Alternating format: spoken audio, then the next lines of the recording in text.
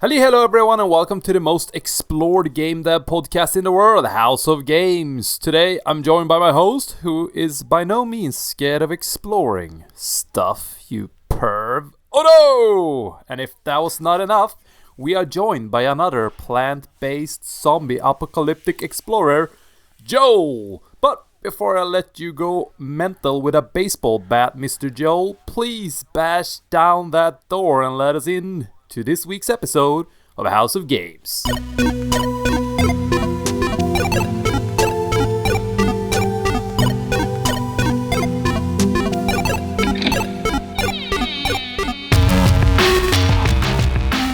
Welcome everyone to this week's episode of House of Games. As usual, we have a special guest with us today, and I think without further ado, would you like to tell us who you are and what you do? Absolutely. Thank you so much for having me. My name is Joel Fällbom. I work as one of the head of educations at FutureGames. Me particularly, mostly in Bod and Skellefteå, but I oversee some projects here and there. I have been working at FutureGames for like 2.5 years now. I started as a consultant, just getting hired to do some lectures about the gaming industry. My specialty is, to be honest, both game art and UX and game design relating to gaming industry. And somehow, some way, I've been doing this now seems like forever, but as I said, it's 2.5 years. So I'm very happy to be here and talk about our educations and me and the world of education, because that's my specialty. Perfect. And before we go any further, for those who don't know, could you just give us a sort of elevator pitch of FutureGames? What is it and what does that do? Absolutely. So FutureGames is, I would say, it's probably the biggest gaming education in Sweden by now. We are a multi-site school with sites in Karlstad, Malmö, Stockholm, Boden, Skellefteå. Also this year we're going to start in Poland, in Warsaw, and as well in Nordreisa, Norway, pretty soon. I think we are quite good at what we do. About 15% of the Swedish gaming industry was educated by us. And I think, honestly, it's been over 5,000 students now have been gone through the door of FutureGames. And I don't think the Swedish game industry is the same without FutureGames. And I can say that way before I started working there. I have very little to do with that. It's been going on for like 15 years. So I just been there for a second in time. Yeah, I gotta ask straight away. I assume you have a lot of students, so maybe it's difficult to answer this question, but are there any big AAA games that have been released by students that have been to FutureGames, or do you know if there has been students studying at FutureGames and then been joining bigger teams like EA or Rockstar or whatever? Absolutely, and to be honest, every major AAA studio in Sweden have many FutureGames students. DICE, I have multiple students that come from Skellefteå to DICE. Many students that work at, let's say, Starbreeze is one of those studios that at one time in history was the majority of FutureGames students, or rather ex-students. So, and both globally as well. Like we have not only games, people go to Ericsson, Meta, Facebook, whatever. I don't know how it became this thing, but it's a very powerful machine in the global game industry. And more interesting things we've done, we just signed a contract with CD Projekt Red in Poland. So yeah, so they're actually gonna come and teach at our schools in Poland and stream that to all the other sites in Sweden and so on. And we're gonna have lectures together with them and so on. And we already started that a little bit. So it's like this massive project going on right now. Cool. That explains Warsaw. Yeah, cool. How do you apply to FutureGames? Like, do you have to have previous experience, or can you come in as like a noob and just get started? It's a little bit different because we got quite a few programs. The easiest, or not, it's a hard word. I don't want to say the lowest level, but we have Komvux, a Swedish adult school education. It's called Komvux, where you can join. It's called Indie Spelutveckling. That is it's more like everything. Then we have the game artist, we have the game VFX and animation, game design, game program, and so on and so forth. And those tend to be a little bit harder to get into. We get about between 100 to 300 applicants. Then we have 35 seats. So it's a lot of applicants per seat. But go to our webpage, you press apply to education. You normally send in your portfolio links and a work sample. And if we deem that to be high enough quality, you get placed in a for a second test, which is a written test, where we ask you a bit different questions. These questions changes every year because we don't want students to be able to find old results or old questions. And then we do a combination of these points, and then based on that, you get accepted or not, or placed on a reserve list. What kind of questions? Like, can you give one from previous years? Yeah, we focus a lot on your ability to work in a team, because we know that we can teach you to be a game developer. Of course, it helps if you have previous experience, but that's what we're best at. But what takes a lifetime to learn is to be a good human, to be honest, and a social, interactive person that can work in a team in a good way. So it's like talk about conflicts, talk about conflict solution, problems you had in teams and how you solve it, and so on and so forth. Interesting. I just went to an indie meetup here in Tokyo yesterday, and I talked to this guy who had been working on a lot of big AAA games. We talked for like ages, but interesting. He lives in Vietnam and worked like freelancing, so he's living like a king over there. But the point is that so I told him that, like, I make my own games. I'm just a solo developer, but I really want to be a part of a team. And then we got talking, and he's like, yeah, that's something you should try, like, or try to get into a company and you get that experience. Because even if you want to grow as an indie developer, that's one of the skills you need to be a part of a team. And I told him, like, I feel like I'm so spoiled at this point because I do games by myself and I do what I want to do. There is no one to tell me no, ever. So I never have to compromise with anyone. I never have to, go back and forth with anything like that. And this is what I got quite curious about, this indie combooks thing, because my wife and I, we might move back to Sweden. I'm sort of desperate to get an education under my belt because I have none. And also, this sounds just perfect, but even for someone like me who have already published games and all that, is there a chance that I could get into this as well, or is it just sort of preserved to people who are not in the industry at all? No, it's for anyone. Especially during the COVID years, we saw that both people with experience and publish a couple of games, as well as people from completely different industries. We have this lady called Anna-Lena. She worked as a project manager in totally different industries. She came to us in Skellefteå. Back then we had this education called Project Management in IT and Games. She is over 50 years old. I think she's okay with us telling you her age. She went to that and now she works at King. Cool. Wow. So it's literally for everyone. And she very little game experience before that, or she just had an interest. So yeah. Cool. And I was just curious also, could you give us an overview of what you can learn at these different locations? Is it the same at all of these locations, or is it different per location? It's a little bit different. I'm going to do this on top of my head. I might not be 100% sure because it changes every year. But when it comes to, let's start with Karlstad. We have currently game program and mobile platform students going on. I think this is the last year of those students. We will not have that next year. But what we have is game artist, and we have applied for a couple of others. So hopefully we're going to have multiple educations in Karlstad as well. In Stockholm, we have game designer, a specialization year. Because this is where it gets interesting. Because we have game designers, which is just a 2-year education. But in Stockholm and in Malmö, it's 2.5 years. So it's a little bit different. And when I said that, I'm not entirely sure we got game design in Malmö because it's so many, so different. But in general, we have a game artist, game designer, game programmer. Those are the 3 major ones that we want to have on every site. We currently don't have that on every site because the government, we apply to run this education for the government, and every year we compete with all the other game educations in Sweden as well as other educations for this budget to run this because we are government founded. So it is quite interesting, the politics behind it and so on. But that wasn't the question. So in Skellefteå we also have gaming UX designer instead of game designer. So it's more based on the market in Skellefteå and Boden and north, where it's a little bit more mobile based. And we want to have, of course, there's less companies in the north of Sweden. So we want to have an education that some of students can go into the IT industry instead of game industry and so on, just to fill up and make sure that they get the jobs they're looking for after the education is done. In Boden we also have QA, game testers, which is a unique one. And in Stockholm we also have this immersive experience creator, which is a VR, AR education. So that's pretty much the combination of all of those. But please check the homepage for up-to-date information because it changes.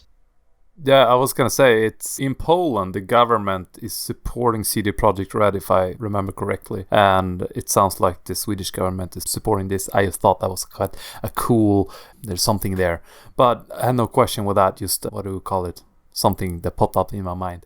But this is also for foreigners, right? Because we have interviewed people who are studying at your school or these schools. So how does that work? Like the people who apply from Sweden versus abroad, is it like certain spots for foreigners and certain for Swedes, or is it just the best gets in? Yeah, no, it's a little bit different because in Sweden you apply through the IH-antagning, which is a site that handle almost all yrkesutbildningar, yrkeshögskola or vocational schools uses for acceptance, and they compete against each other. But while the foreign applications, and those are a little bit different depending on the country. Like if you're from some Scandinavian countries plus some extras, it's free to go to our school because the government, like say the Finnish government, will give you CSN and you're free to apply to all the Scandinavian plus region schools. But we also have many students from like India, some Americans, some British and so on. And sadly, they have to privately finance it. And I think we are quite a lot cheaper than, let's say, an American college education, because those are insane, obviously.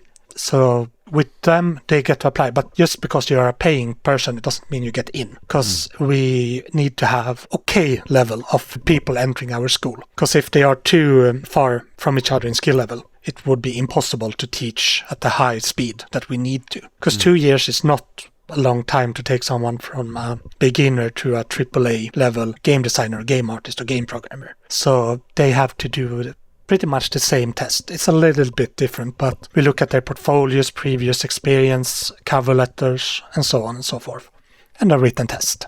Okay, so say that somebody is interested to going through one of these educations. How should one prepare for this? So say that you're starting at, you don't even know, you can use a computer, but that's pretty much it. You know nothing about, say, art or programming or whatever. So to prepare yourself for one of these courses, what should you prepare yourself with, or what kind of base level is required to apply or to be able to be successful?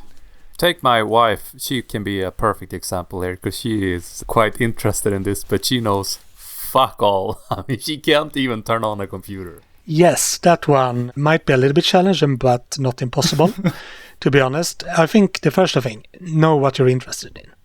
Because the one that become good artists are probably already an artsy person.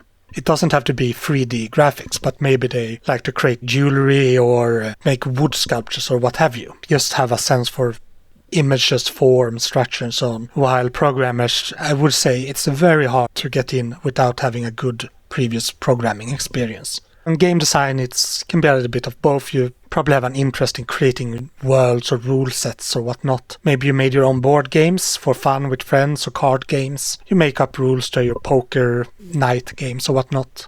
And I would highly, highly recommend that. Sit down and learn either Unity or Unreal, so a game engine, because we work in game engines. That's why we are game developers. And there are some programmers who made their own game engine, and they are like, oh, welcome, please come in here. Door is open. So work with what you want to do. What's the least resistance, so to say. And then YouTube is great. We obviously use YouTube even like instead of books nowadays. We might watch these YouTube videos. We got the GDC, we got the game development vault and so on, and so much content for free out there. So, and also Unreal and Unity have their free learn platforms. So Unity Learn is great. Just sit down and do the first Unity Learn pathway. And then you should have basic understanding of a game engine and even some programming. Is that what it's called, Unity Learn? Yes, Unity Learn. It used to be a premium product, but it's free now. So yeah, that sounds interesting. I think that's useful information. Like my wife, for example, she seems to be very interested in the programming parts, because when she watched me program, it seems to just click with her when I just sort of basically, in my own words, try to explain to her what's happening, and she sort of seemed to get it, but she really don't know how to use computers and all that. Unity Learn, that's a good start from what I can tell, and I will pass that along. Yeah, I think you should. It's a great resource. Good. And I was just curious, the Warsaw location, so what kind of course do you have there? Is that something similar to Sweden, or is it a generalist course, or? It's similar to Sweden. In fact, we are planning, we in the north actually have, if this haven't changed because I've been on vacation, you never know what decisions you come back to when you work at such quite a large company. But we in the north are going to kind of be overseeing the first year to make sure it goes quite fluent, because this is going to be the first year of the cooperation with CD Projekt Red and the Warsaw School. So they will have the game programming, game artist, and game design educations. And we will run some of those lectures from Sweden, streamed to the sites, and we will also stream from Poland to Sweden. So it will be a kind of collaboration that way. Everything, all the rest should be kind of the same. One of our big things is the large game projects. 3 to 4, depending on which educations, you attend game projects where you get to between 3 to 7 weeks create your own games together in a team of 10 to 15 other students from all the different disciplines. And it will be just the same in Poland. So it's super interesting. Yeah, very, very cool. And it's such a big name to be working with as well.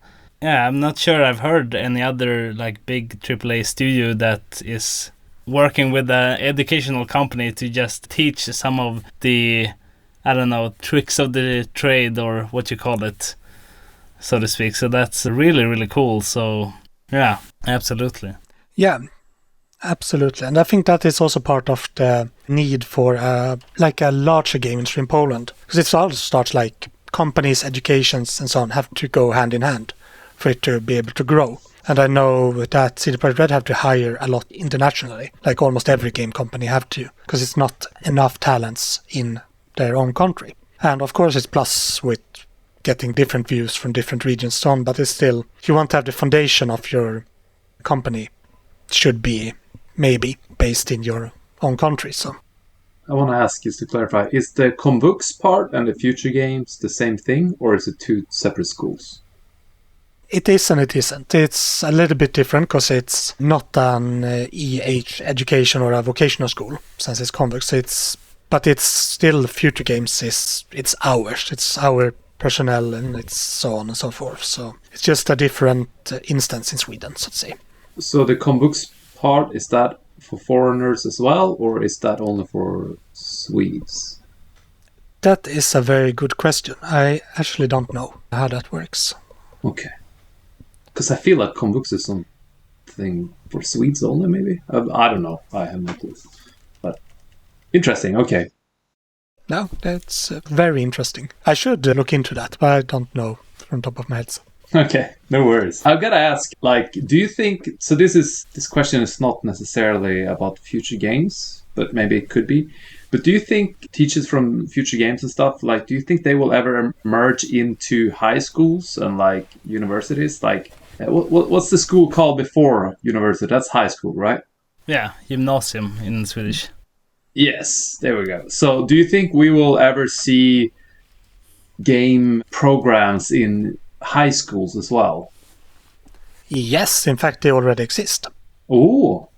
So, in Boden, North Sweden, we have Björknäsgymnasiet, it's called a National Game Dev Gymnasium. And it's a part of the aesthetic program with but you do game dev instead of drawing or music as your specialty. Oh, wow. Yeah, and NT Gymnasiet and so on and so forth. There are quite a few nowadays, actually. Do you think that I could, for example, because when I went to school, I went to a plumber high school, so I'm a plumber, but I did, if you remember, you could pick certain classes. So I picked CAD, 3D tools stuff. And I remember I picked art as well, because those two were not a part of the plumbing program. So I picked those two. Do you think that will also become a thing in the future, where I can educate myself to become a plumber, but I can also pick game design as a extra thing just for the points or whatever? I barely remember how it works, but I think you got points for picking these things. Absolutely. And I can't say for sure, but I wouldn't be surprised if that already is a possibility in many different schools, especially the large ones, what it's called in Borås, something, LTU maybe, something like that. So I actually think that existence is a possibility, because in Sweden we have a giant lack of high-level game developers. We have to import quite a lot of people every year. So speaking of that, so you mentioned that a lot of big game companies need to hire internationally because just a pool of staff or a pool of applicants isn't big enough in one single country, so you will have to get all of the skills from wherever you can get it. So as a big educational company, do you feel any of the same effects that you need teachers from abroad, or is it possible to get it all from Sweden or Poland, or what is the situation? No, absolutely. We have to... It's very hard to find teachers that have the time and the knowledge, to be honest. I think there are names, but it's also every gaming education fights for these names. And we work a lot with consultants. Let's say you have a 4-week course in network programming. We don't expect our in-house staff. Like me, I'm a game developer. My colleague, Ahmad Priyabudman, he is a game artist, but he specializes in concept art, 2D and so on. He works with me in Skellefteå and Boden. He is from Ubisoft before that and so on and so forth. But his knowledge, when he starts like teaching, he is not working full-time in a studio anymore. So it's then we have to hire someone who have our current skills to come in and teach things that's more difficult than the fundamentals. We in-house staff, we are the fundamentals. We teach, this is what a 3D program is, this is how you make 3D. This is how we can teach up to 80%, I think. But then the last 20% has to be current cutting-edge theory. And hunting these people down and hire them is the time-consuming part. It's a large part of my job as a head of education is just trying to find consultants.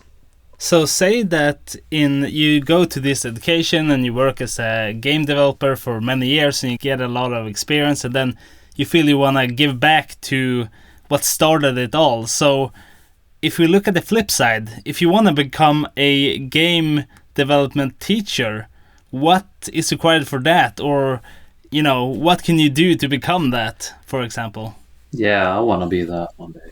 Yeah, no, that's a very good question. And we have, I think, still a couple of ads out to fill next year's permanent positions or 50% positions on. And literally know your craft and be someone who can teach.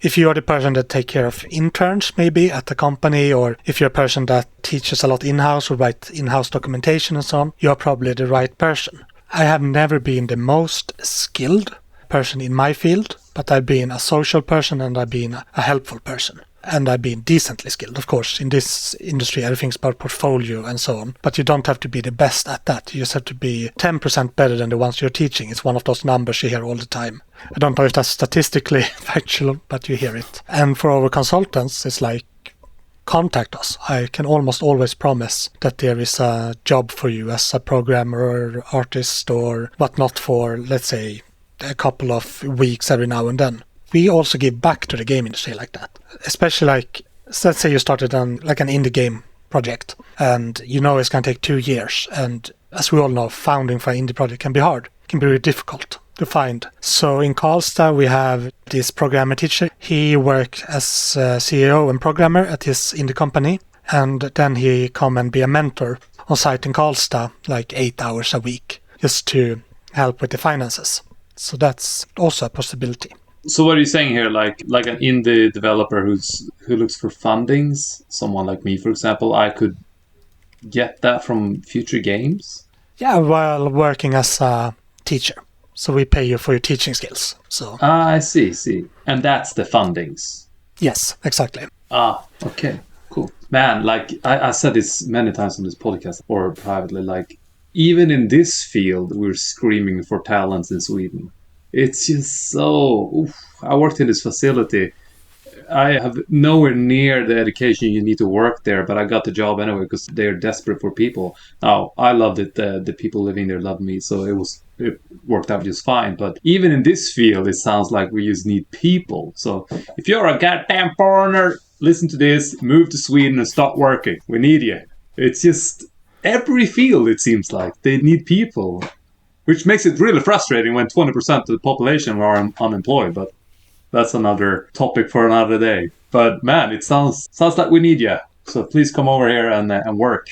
Absolutely. And well, that can also be another discussion with how hard it can be to enter Sweden. Like our students see, it's like a waiting time for 1.5 years just to get your work permit or student permit, so on. So yeah, my wife and I, we wait 2.5 years. She's got her visa to Sweden, that's why. But now we're back in Japan, so I don't know what we're gonna do. But anyway. Well, congratulations on that visa then, I guess. It's always good to have the opportunity to go, whether you want to or not. But thanks. Anyhow, I was just on the topic of entering Sweden. So I have been to a couple of events actually here in Stockholm, like afterworks and stuff, where there's been a lot of students from FutureGames. For example, episode 21 and 31, we talked to two of the students. But I do notice that both of them were from different parts of the world, and a lot of the students are from...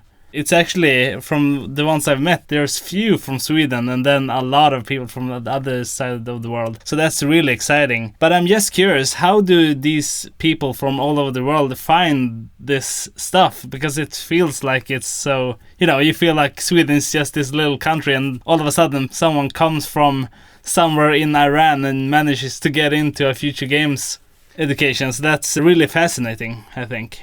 I think I can answer that a little bit, because I actually have that information, because when we look at the applicants every year, we have this question. We ask them, where did you hear from FutureGames? And in general, I would say the majority is through both following like people that teach at FutureGames on LinkedIn, because we have quite some large names like Erik Ottman, that used to be the head of UX at DICE, is quite common name to see. Ali Farah from Star Stable, Arthur Foxander works at Mojang currently and also worked at Paradox, and so on and so forth, and many other names. That is one big. But I would say the absolute largest one is our ranking on the rookies, which is like this page for students and school in game development. And it's like thousands of school competing about a placement. And at our best, we were considered the second best school in the world, according to the rookies. Currently, we're top 10, I think, something like that, and the best in Northern Europe. And every year it changes. So if you listen to this in 1 year, we might be top 25. Then next year, hopefully top 5, top 2, so on and so forth. But we have a very high placement. And I think of those schools in the top 10, I would be very surprised if we're not the cheapest one to attend, because we take the same price from our international students as we would from the amount we get paid from the Swedish government to teach. Is quite similar, I think. This is not my expertise. I don't know this for a fact. I'm not a budget person, but I think that is quite accurate.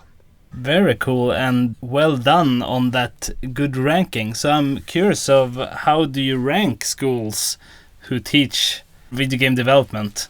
Is there some sort of, how many people get jobs, or is there, what kind of measurements do you use? Yeah, I hope that is part of it. I am no expert in how those ranking works. I mostly scream at my students to upload your work on the rookies. Make yourself seen. This is how you get hired. Because they have these competitions like Rookies of the Year, Game of the Year, and so on and so forth. And based on these ones, I guess, and some information they collect from the schools and so on, they do some kind of ranking. All I know is totally independent. They don't, and that's what makes it exciting. It's for students. It's independent. We as a school don't have any say in, we can't buy a ranking, so to say. That's how it's supposed to be. It's just for the benefit of the students, or want to be students.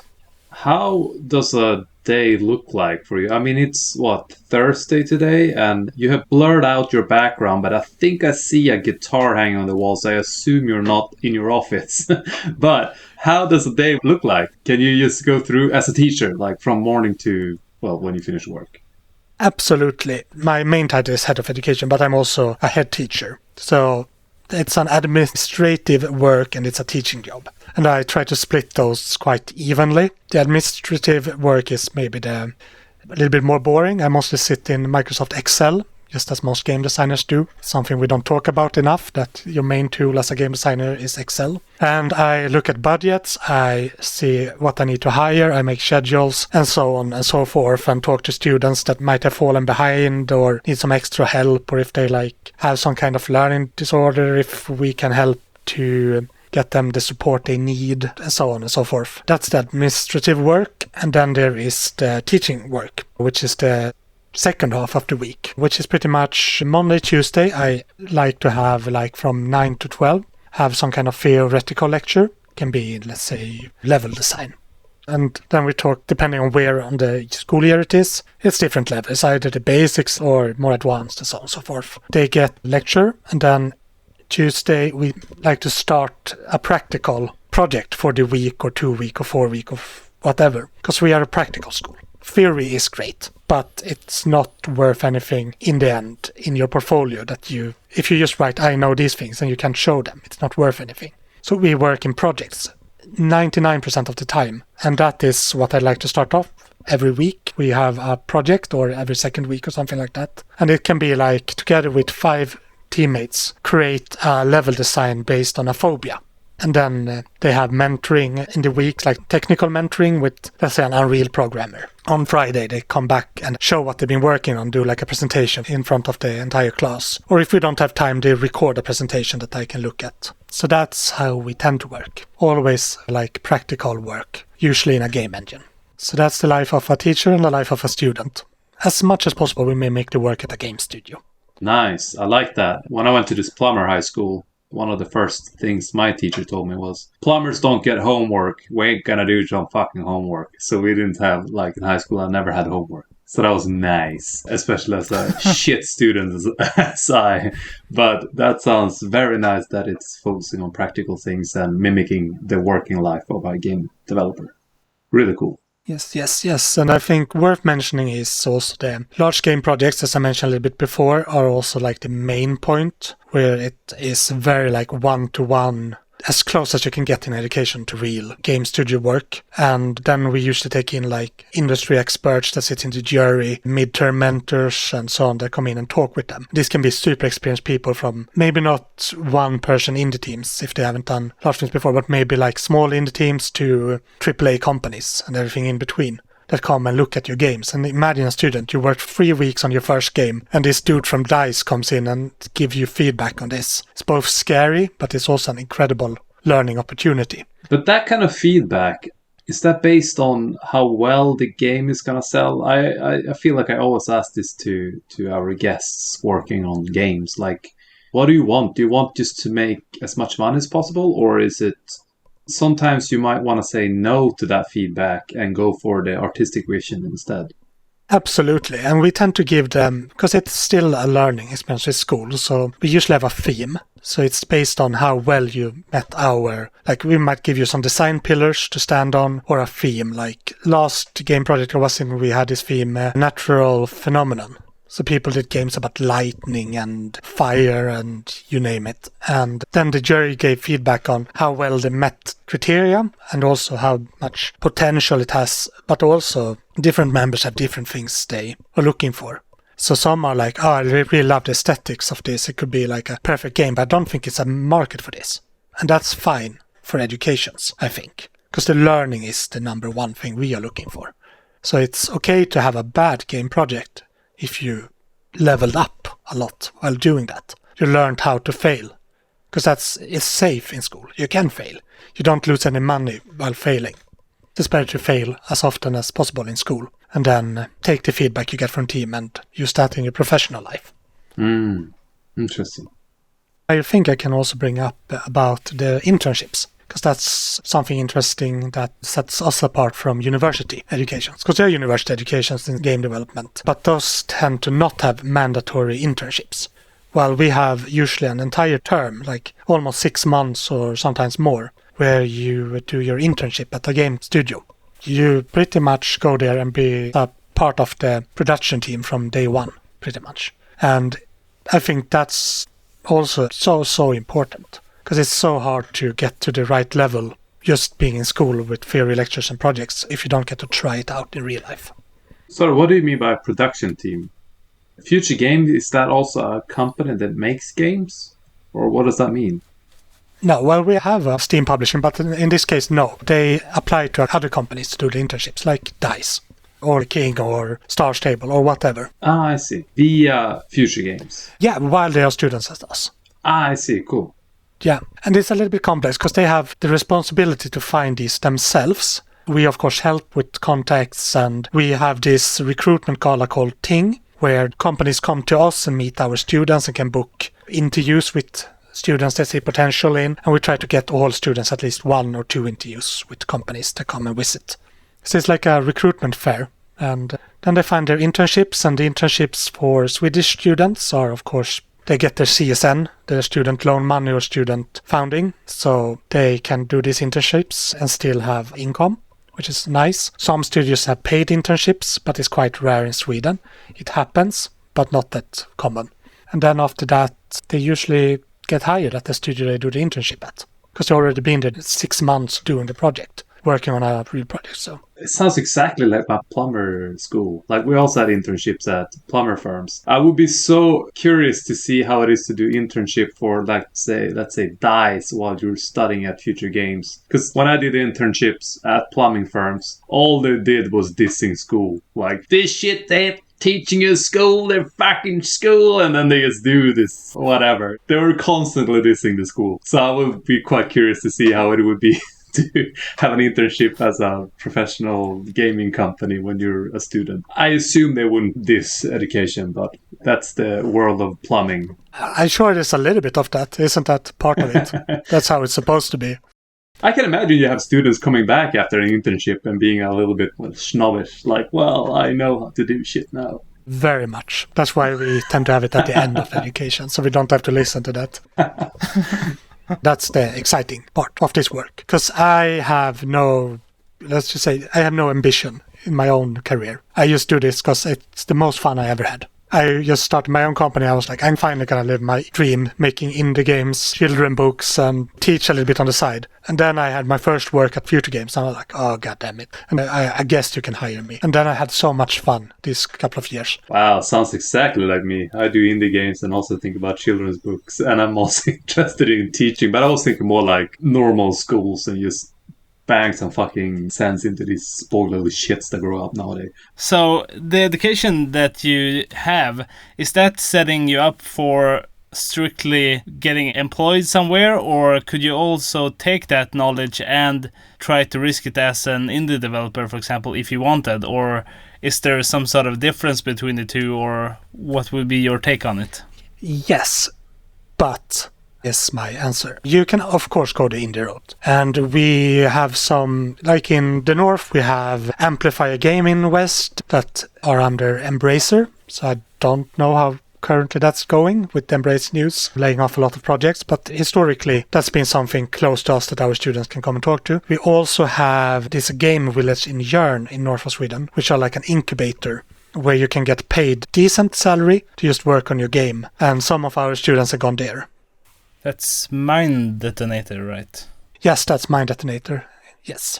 And those two have helped students go that track. And we also had some students that went with something called Global Top Round, which is like an Asian-based investment fund coming in. And they had like this game dev conference in Luleå and have pitch training and so on. And a couple of our students actually won the pitch competition that year for a game called War Dudes. And if I remember correctly, about 100,000 Swedish kronor for game testing, or for like professional testing of their game product. So they could use in their game tester network to hire professional game testers. So those exist, but we do not really teach the business or law side of it.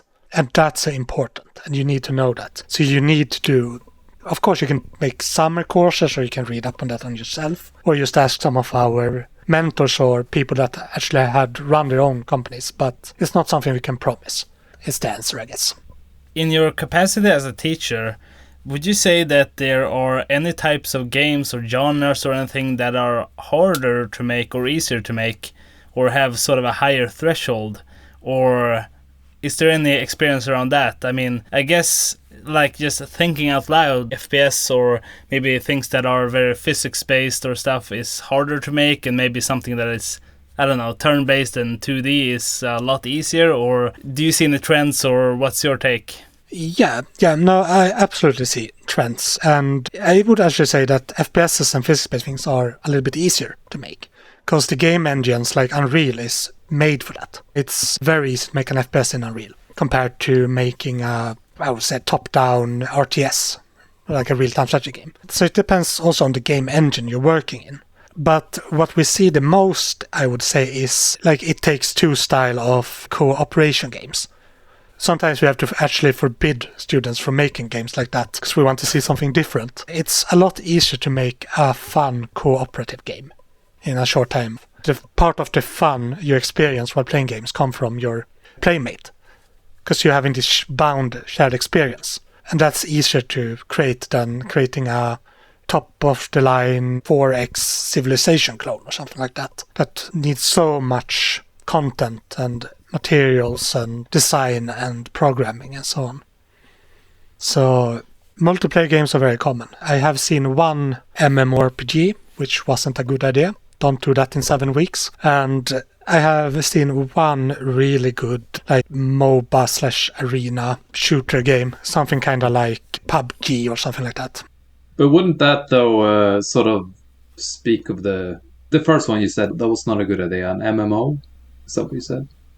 But at least doesn't that show some sort of balls from the students? Like, we're going to make a fucking MMO in a couple of weeks. Or is it just show how naive they are to think they could pull it off? It's both. We had this game, this last project, which was a horror-based single-player game. But their thing was they wanted to have a procedural, moving, animated AI thinking monster. That's never the same. It's not on rails. It actually interact with the environment, places arms on trees and so on. And they didn't know if they could do this. Part of this project was to make something they didn't know they could do, just to level up.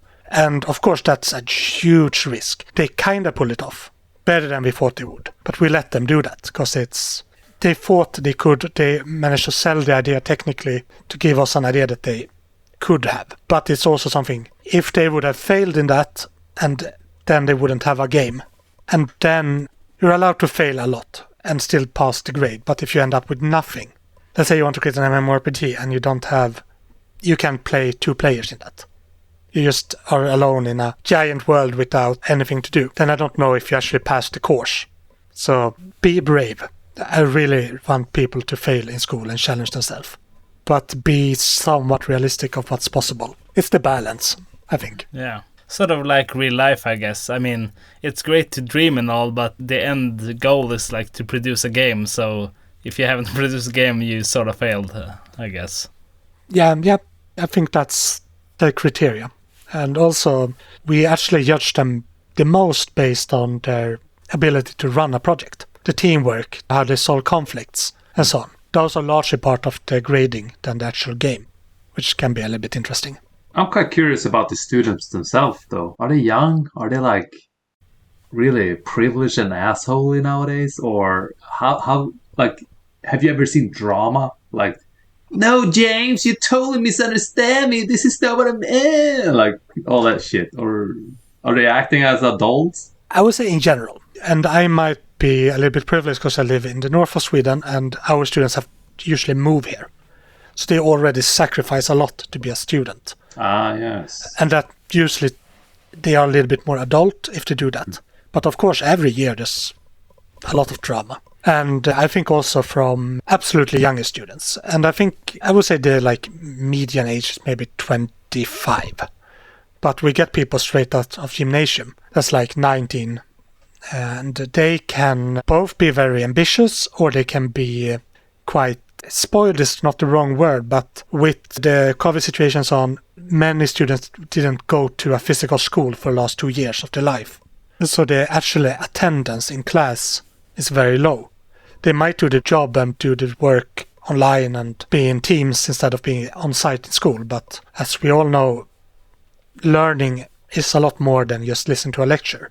It's about the like micro communication with your classmate next to you and so on. So the ones that spend most time in school is always, without any fail, the best students. And we see an upturn of that, and that's one of the largest challenges now. When the world is so used to be remote, how do we get them to come into school? Boden is a little bit easier because our school is in Sävas, where there's nothing else to do. It's Boden Business Park, and their campus is 2 meters from the school. But the school in Stockholm is like in the middle of Stockholm. Of course, it's just everything to do. Even the school in like Skellefteå, which is North Hillbilly City, it's still a city. So they can do things. And we're looking like Umeå maybe next year, also a city with a rich student life. How do we motivate that? And in Poland, we don't know. We have no clue what the students will be there. So that's also a challenge. If I got to choose, I would just lock the door. Just put them in, lock the door, let them out at 6 o'clock or something. Let them out in 2 years. The ultimate escape room. Yes, because it is that we don't want to encourage crunch, but we also want to encourage you to take your work serious. Because if you're going to make it as a game developer, especially in AAA in 2 years, you need to spend 8 hours a day minimum. And we as a school will plan 14 hours or something like that, 14 to 16 hours every week for you. And then you have 20 plus hours that you have to plan and do yourself. And that's like do your own projects or like work on your own assignments. And you can turn in an assignment to get a passing grade after 1 week in a 4-week course if you're a fast student. But why would you do that? You're sabotaging for yourself. Spend these 4 weeks to make this assignment the best it can be. So that's why we always say, make it portfolio ready. When you're happy enough to have it in your portfolio, then you're done with the assignment. So it's this balance between school and real life. And I guess it can be similar as a plumbing. Yes, maybe this pipe doesn't leak water, but it's outside the wall and it looks ugly. Maybe put it inside the wall next time and it would look better when you apply for a job. Maybe, I don't know.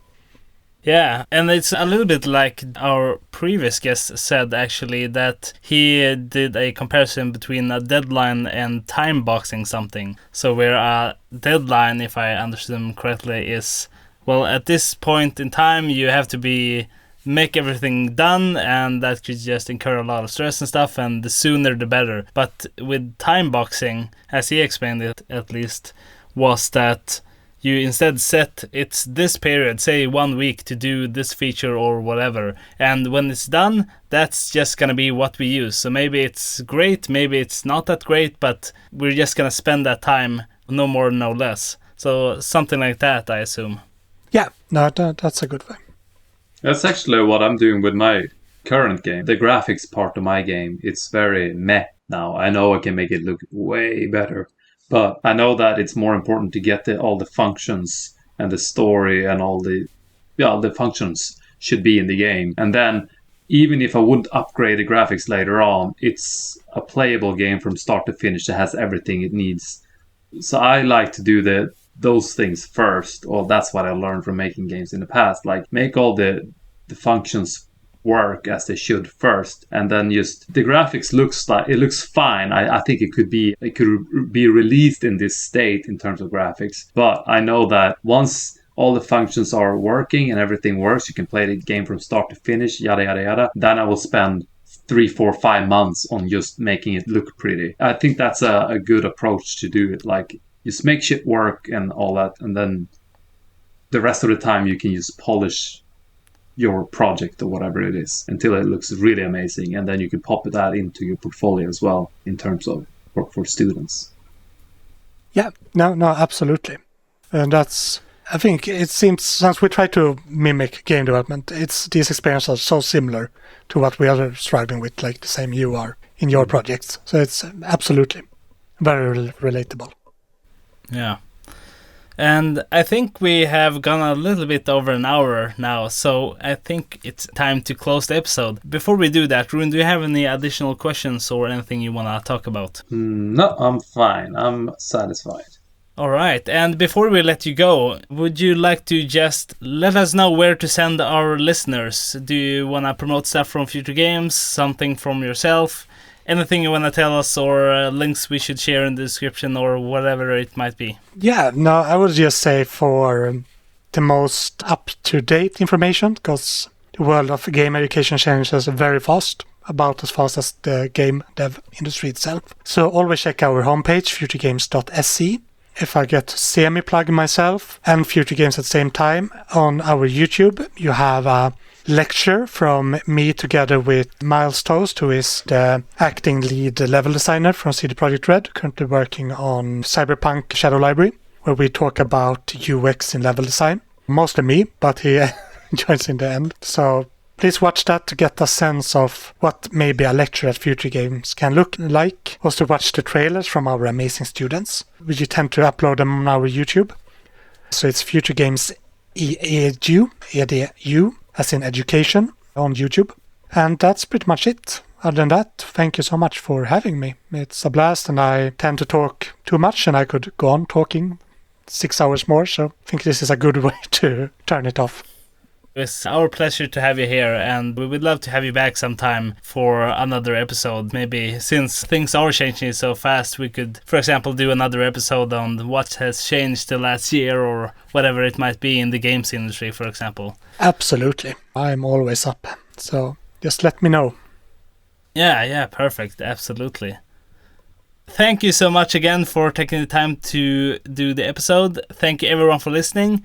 Thank you, Rune, for being my co-host. And I have one last question for Rune, actually. Do you know what this podcast would be called if it were a bodybuilding podcast? What this podcast? House of Games. Oh! That's all, folks. Thank you so much for listening. Bye-bye! Bye!